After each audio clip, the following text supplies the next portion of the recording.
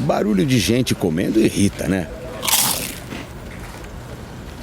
Pena que não pensamos nisso quando trouxemos da gringa um Cheetos diferente. Muito crocante. Ei! Posso pegar um? Chegou o Cheetos Crunch, irritantemente irresistível. Isso é muito Cheetos.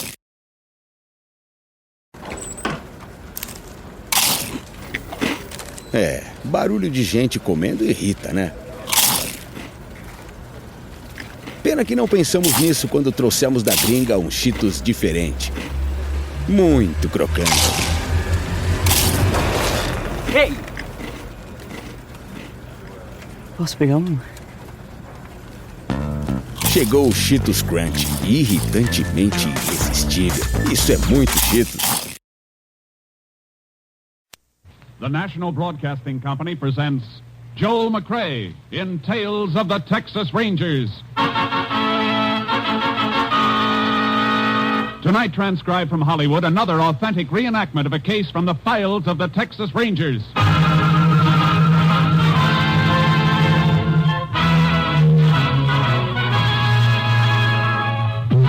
Tales of the Texas Rangers, starring Joel McCrea as Ranger Jace Pearson.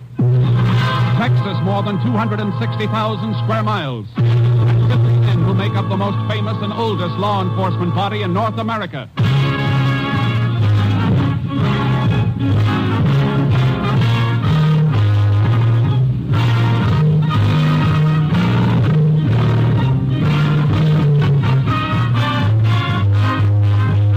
Now, from the files of the Texas Rangers come these stories based on fact. Only names, dates, and places are fictitious for obvious reasons.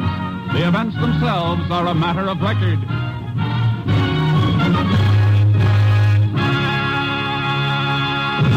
Case for tonight, Christmas present.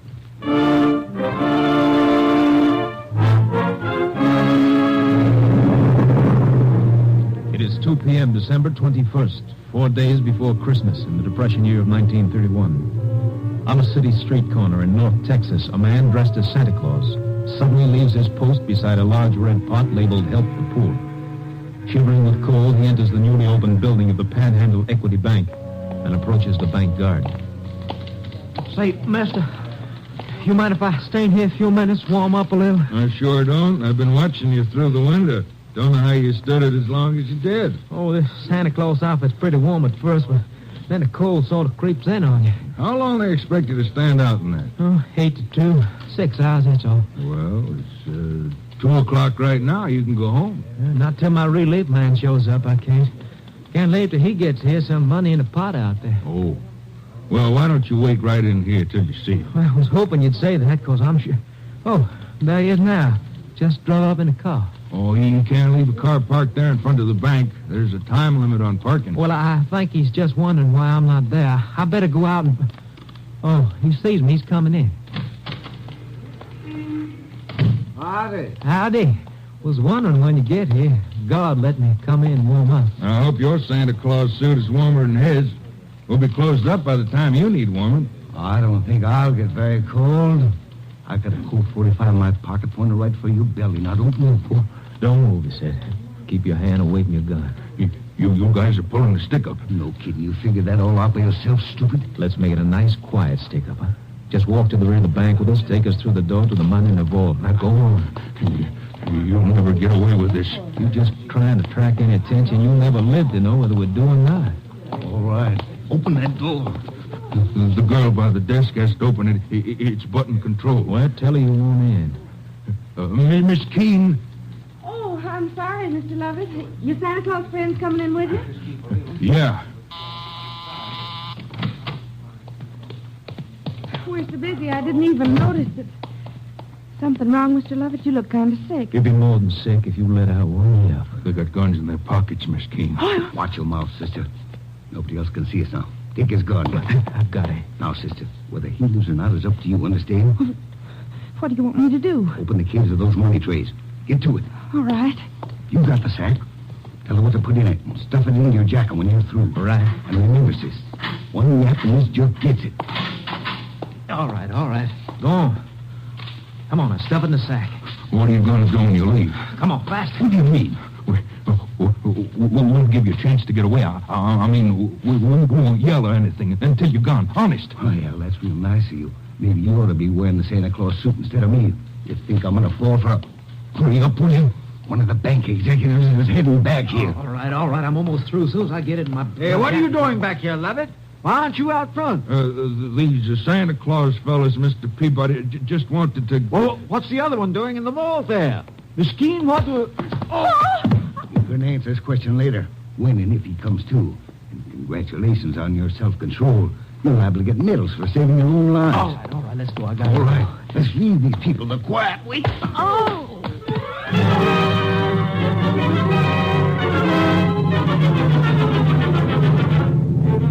A statewide alarm was put out to all law enforcement agencies in a matter of minutes, but the perpetrators of the Santa Claus stick-up had vanished. Texas Ranger Jace Pearson, closest unit to the scene of the crime, was requested to investigate. The chief of police gave me the general details. I'd like to get your story firsthand. Well, I saw the guard take them through there, Ranger. And I went back to see why he was leaving his post on the bank floor, and that's when I got hit. You have any idea how big they were? No, I don't. I was too excited. I see. What's your name? Leon Peabody. I'm second vice president. Well, how about the girl, Miss Keene, and the guard, Lovett? Both of them were knocked out, too. Miss Keene finally came to, and we sent her home, but they took Lovett to the hospital. He wasn't in good shape. Skull fracture? They don't know. Oh, how come you stayed around? That's a nasty bump you've got. I feel it, too. Plenty. Ooh. But I knew the police would need whatever information there is, so I stayed. Yeah, you better sit down. Oh, thanks. You think you could recognize either of the hold-up men? Dressed the way they were? I'm afraid not. It's a cinch they chucked those Santa Claus suits right after they left here. I hope they left a few fingerprints. Both of them were wearing gloves. You get a tally on how much they made off with? We're running a tape on it. We'll know in a couple of minutes. Men who pulled this job worked pretty smoothly. They seem to know the setup behind the partitions there. Have any of your employees ever been in any trouble? Those men weren't employees of the bank. No, they weren't. But somebody inside could have supplied them with your new layout.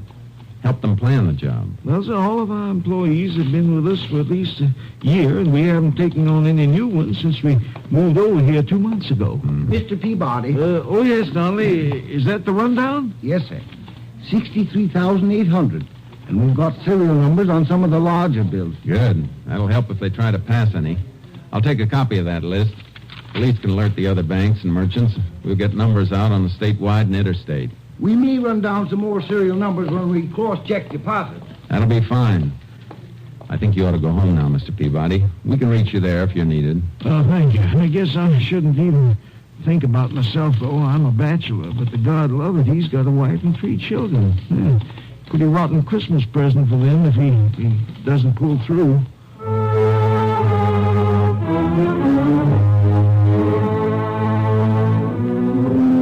I paid a call on Miss Keene, the girl who'd been slugged, but she was in a state of shock and hysteria. By nightfall, all possible angles had been checked, and we still didn't have a lead. My boss, Ranger Captain Stinson, flew in, and I met him at the airport and drove him to town.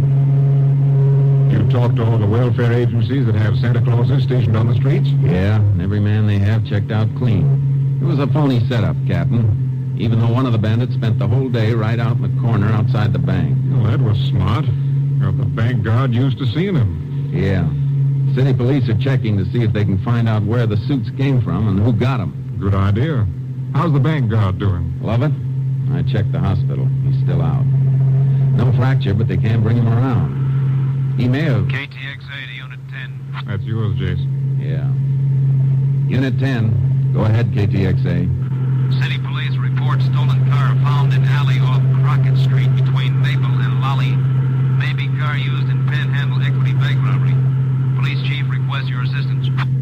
10-4. Proceeding there immediately. 10-4. Unit 10, clear. KTXA Austin. We better get there fast. This may be the break we need.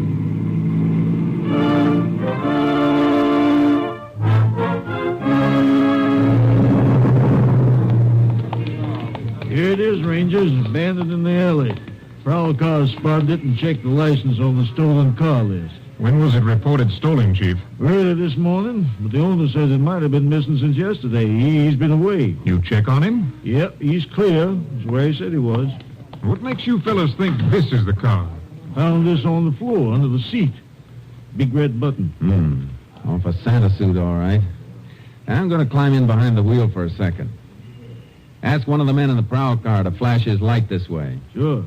Let's have a spotlight here, will you, boys? Okay, Chief. That do, Ranger? Yeah, that's fine. Yeah, have any of your men moved this rear vision mirror, Chief? Nope. How about this front seat? You slide it back to get that button you found? No, just saw it under there and reached in and got it. What are you trying to figure, Jace? The last fellow who drove this car was pretty big, about an inch or inch and a half taller than I am. What makes you think so? Because the seat's all the way back where it would be for a tall driver. And I have to raise myself a bit to get a clear view through the rear vision mirror. Hey, that's good thinking, Jace. Yeah, but maybe he didn't touch anything. Maybe he left the car just like it was when he stole it. I'll give odds against that. A man who's getting away from a bank stick-up wants to know what's coming behind him.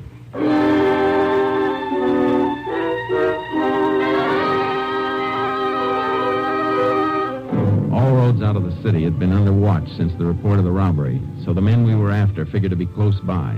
But all we knew was that one of them was about 6'3". In the morning, we made a routine check with police headquarters. Good morning, Rangers. Morning, Chief. Morning, Chief.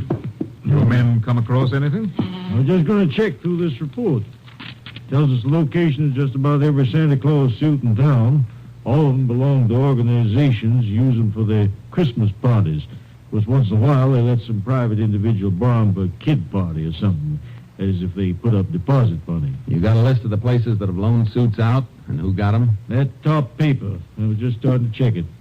You can look if you like. Thanks. Looks like we might be adding a murder charge to the armed robbery, Captain. The bank guard dead? Not yet, but it looks bad. They're operating for a blood clot on the brain. He's, Wait a minute. What is it, Jace? I think we've got a boy to talk to. Look at this list. 2 suits borrowed from 2 different organizations, but both borrowed by the same man, Anthony Ross, 124 Petagrosa Street. Say, that's worth looking into, Jace. Come on. Let's pick him up.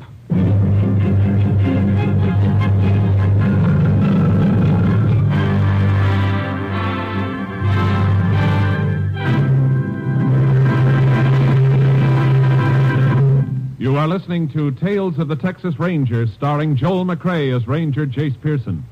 We continue now with tonight's case, Christmas Present, an authentic story from the files of the Texas Rangers. The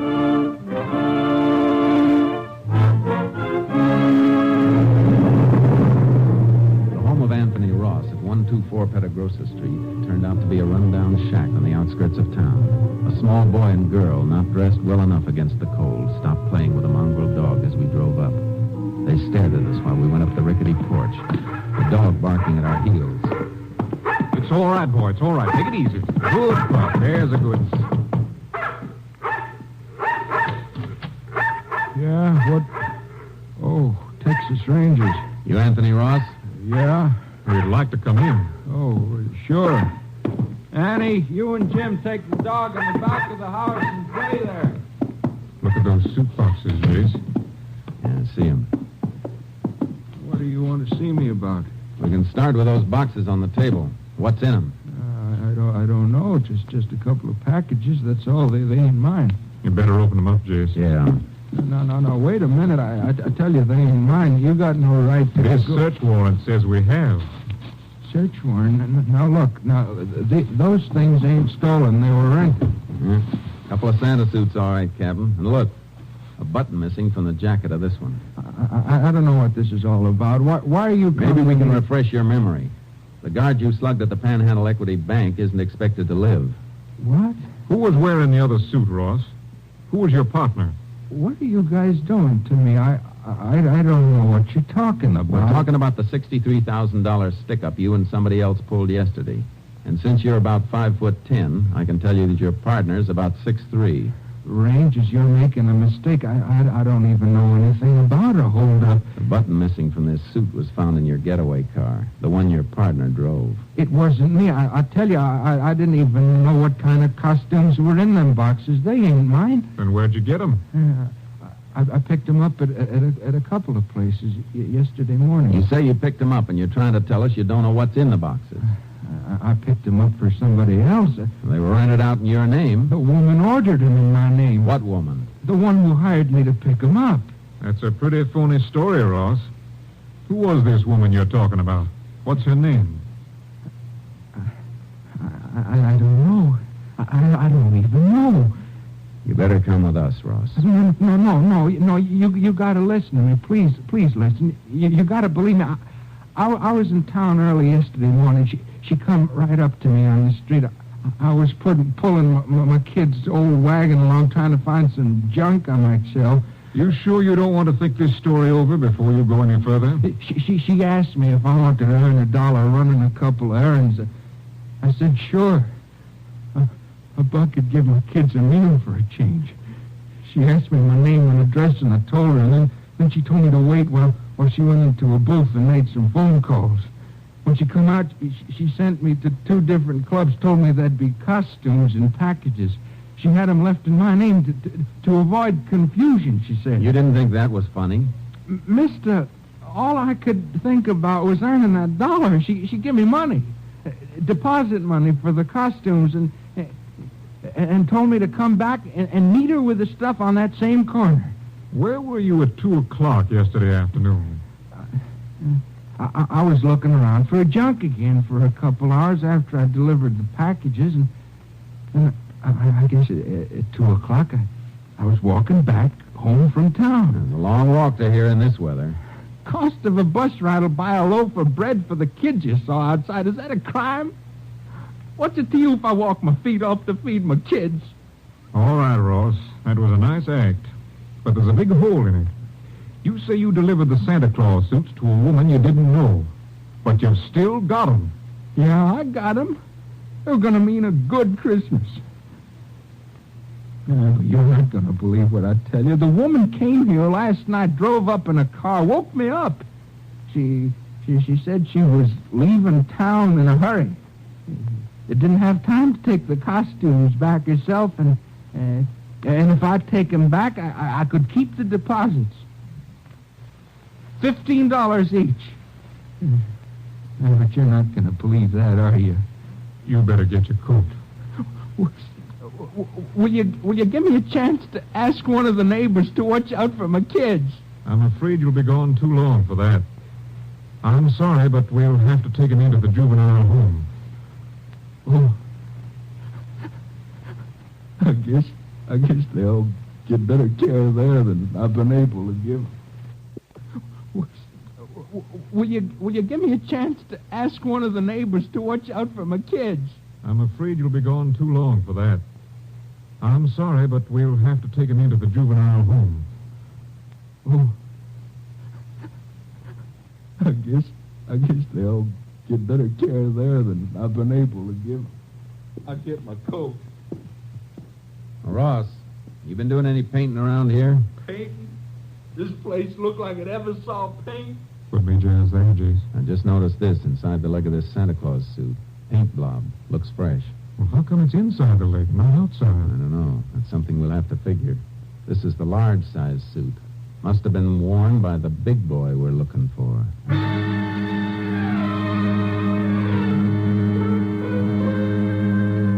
The captain and I did a job we hated, dropping the Ross kids off at the juvenile home.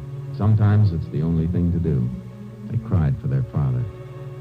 Always make something inside you cry a little with them. We took Ross to the jail and locked him up. Well, that seems to be it, Rangers. By the time he comes up for trial, he should be ready to name his accomplice. That is, if we don't find him before then. I'd go along with that, Chief, if we'd found any money on him, or in the house, even a few dollars. Kids got under your skin, huh, Jason? They got under yours, too, Captain. You know it. Yeah. But we got to remember, that bank guard has kids, too. You got any late reports on him from the hospital? Man stationed there says the operation is over. Don't know how it's going to come out yet, though. You might as well go over there and check with the doctors, Jace. I got to get back to company headquarters. Do me a favor, then. You're heading toward Austin. Take the Santa outfits with you and have them sent on to the lab. Get an analysis of that paint in the trousers. Maybe some traces in the boots, too. Well, how come the boots? Well, they're made to go on over regular shoes. I figured that paint stain on the inside of the pants came from a blob of paint on the shoe of the man who put them on. I see. All right, Jace, you want to know the content of the paint and see if Lab can run down the source, is that it? Yeah. You were working up to some kind of a lead? Maybe. A few things I'm trying to fit together. Maybe they won't fit. If they do, though, you'll hear from me.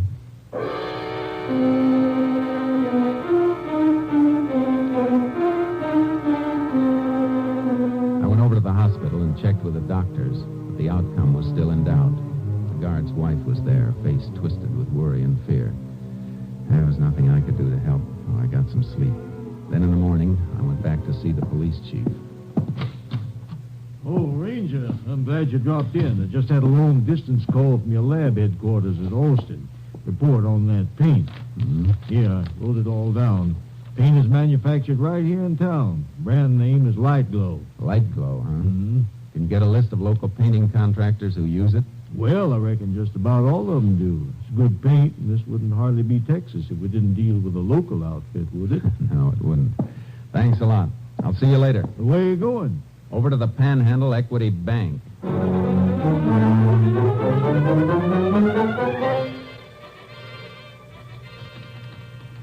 Mr. Peabody, do you know who painted this bank before you opened? Well, there was a contract for the building, included the painting. I guess that was done on a subcontract. Can you find out from the contractor? Sure, but you mind my asking why? I told you the day of the robbery. Everything was too well planned. Like the men who did it knew the inside of the bank. Yes, I remember you saying that. You think the painters may have? That's what I think. But why not some of the construction men? I've got a reason for being interested in painters. Check it for me, will you?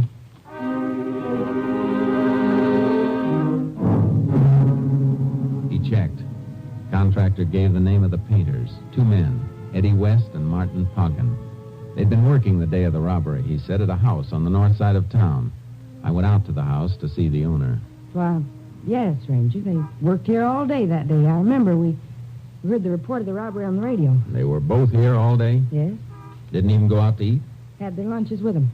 Kind of smelly when the house gets painted. Most women usually get out of the way. I wanted to watch them, so I was here every minute to see they didn't get sloppy. I like things neat. I see. Well, thanks, ma'am. I'm sorry I bothered you. Why are you asking about them, Ranger? Nothing important. Not as long as you say they were here. Goodbye, ma'am. Merry Christmas to you. Yeah, the same to you, Ranger. Merry Christmas. She was the alibi for Eddie West and Martin Poggin. But she was too nervous about answering a few simple questions. Nervous enough to make me wonder. I went back to the jail, got Anthony Ross out in my custody, and drove him to the north side of town. All right, get out, Ross. We're going in here for a minute. Why? What are you trying to frame now? I just want you to meet somebody.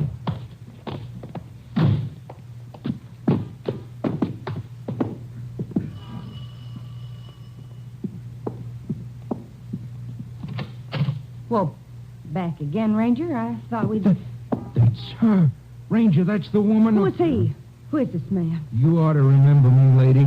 My kids are in juvenile home on account of you, and I've been in jail. I never saw you before in my whole life. Tell him the truth. Tell him before I... Hold it, Ross. Take him away from here.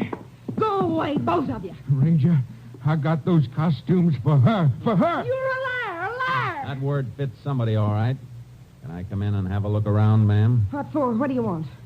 I want to check over the painting job to see if it's just new painting or if there's some new plaster under it someplace. You can't come in. You have no right.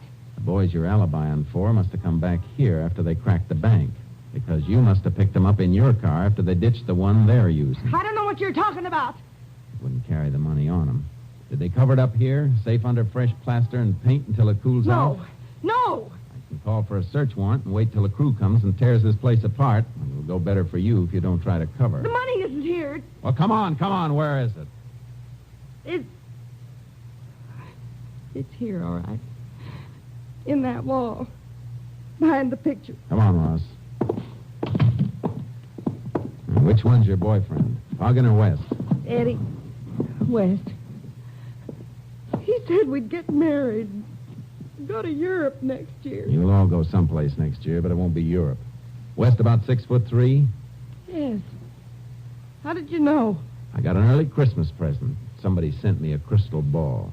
As soon as I call the police and dig out that bank money, you're coming with us. Ranger, I'm clear now, ain't I? Looks that way, Ross, but you'll have to go back to jail for a while and be checked out by the local police. That won't take any longer than it'll take me to pick up Eddie West and Martin Poggin.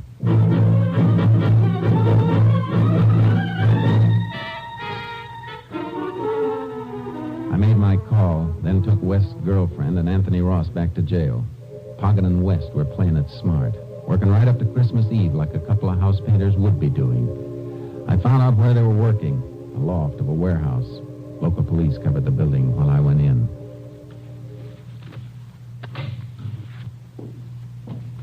Eddie, who's that? Okay. Probably the watchman. Watch out for those paint cans. Don't worry. I see him. That ain't the watchman's voice, Eddie. Come out of the shadows where we can see you. I'm coming, but seeing me isn't going to make you happy. Eddie, that's the Texas Ranger. Shut up, Poggin. I got my gun. Howdy, Ranger. Something you want? Yeah. I want the two men who robbed the Panhandle Equity Bank. Shut up. What would we know about that, Ranger? Come down off that scaffold and I'll tell you. Okay. Marty, lower away. Too bad you aren't working in a place with a phone. Your girlfriend could have warned you earlier. If he knows, I'll get him. Keep your hands away.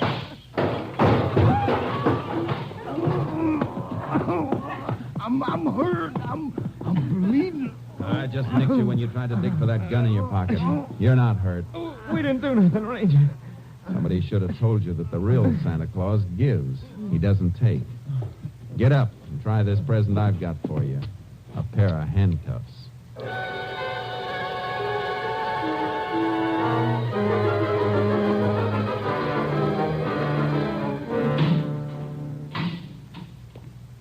Well, that winds it up for sure, Ranger.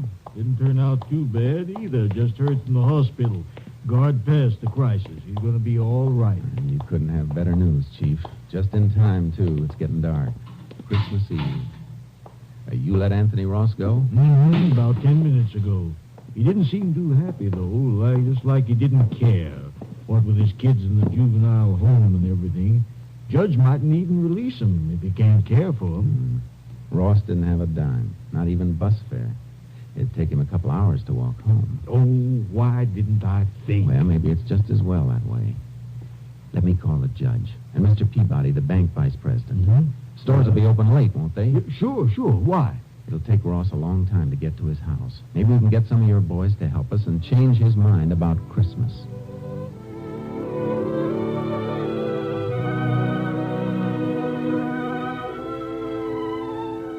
There's Ross. You hear him coming up the walk now? Coming slow. His tail is dragging. Yeah. Not that I blame him. Are the kids asleep? Yeah. All bundled up in them old blankets. Shh.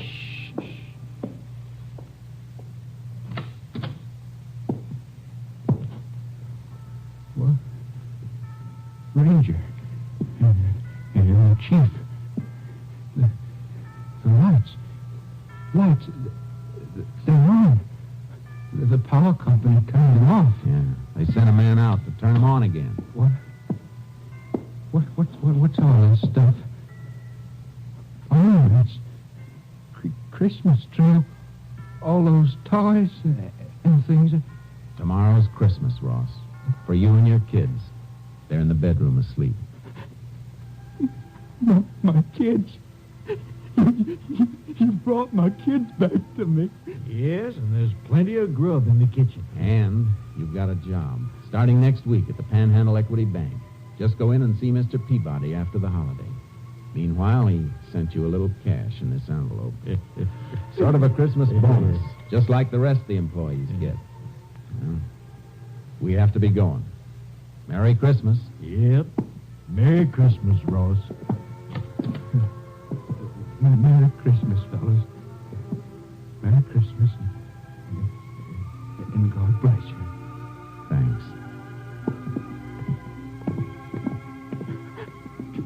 God bless you.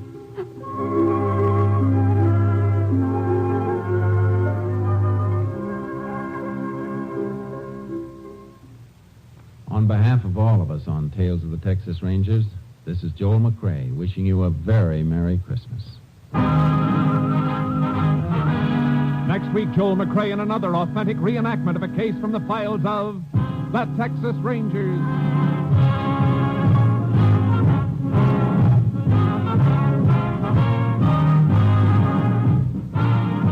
Joel McCrae is currently seen starring in the Universal International Technicolor production Frenchie. Tonight's cast included Tony Barrett, Shepard Menken, Jim Nusser, Virginia Gregg, Victor Rodman, and Byron Kane.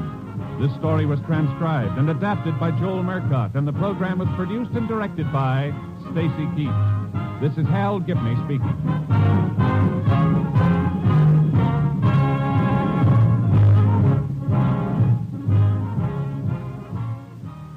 3 chimes mean good times on NBC. Monday means music on NBC, and for your Christmas night listening pleasure tomorrow, the Voice of Firestone presents soprano Eleanor Steber in a thrilling selection of Christmas melodies. Next, Jack Parr calls a Marine veteran in Japan on NBC.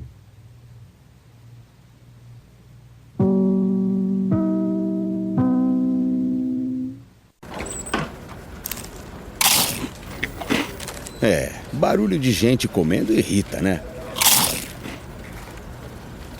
Pena que não pensamos nisso quando trouxemos da gringa um Cheetos diferente. Muito crocante. Ei! Posso pegar um? Chegou o Cheetos Crunch, irritantemente irresistível. Isso é muito Cheetos.